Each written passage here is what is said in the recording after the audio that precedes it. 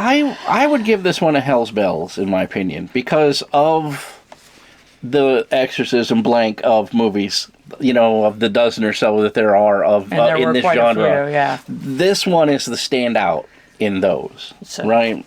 So I would say in its field of exorcism / trial movies, that this is the one. Like, if you were going to watch any of the other exorcism movies, I would skip all of those and watch this one, because it's not just demons, it's not just the exorcism, it's also a courtroom drama, and it's also this dynamic of the lawyers, and it fires on all cylinders as far as I'm concerned. I really, really like this movie. Okay, so we'll put up our thing, and we're going to give it a Hell's Bells, which is a 5 out of 5 on our scale, which is a true masterpiece of horror, sends shivers through your soul, claws at your sanity, and lingers long after the credits roll.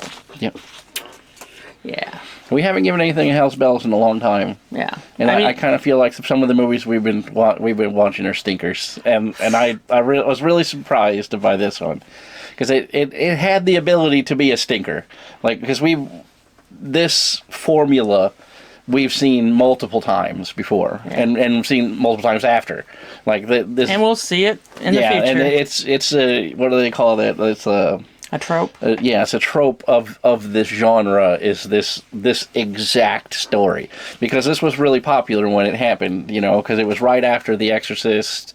It was in that era. So, well, to be honest, when this was all going out, in the back of my brain, I'm thinking, which is ironic, I'm thinking, what if there was some kind of trauma that caused this? Her being unable to get up out of bed. Mm-hmm. And I was thinking, is this an essay that's going to come out? It never does come out or anything like that. No.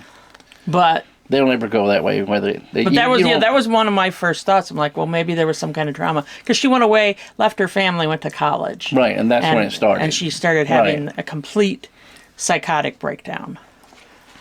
Right. So, you don't know. I mean, they never really talked about that in this at all. Yeah. And in the actual Annalise Michael, I don't think that they discussed it either in that, really. They didn't give a whole lot of her background in that story. But like I said, on the Veritas project, we covered that one. So if you wanted to... Yeah, go for... If you wanted to hear it... Real documented cases of demonic possession. Yeah. We're only movies over here. Right.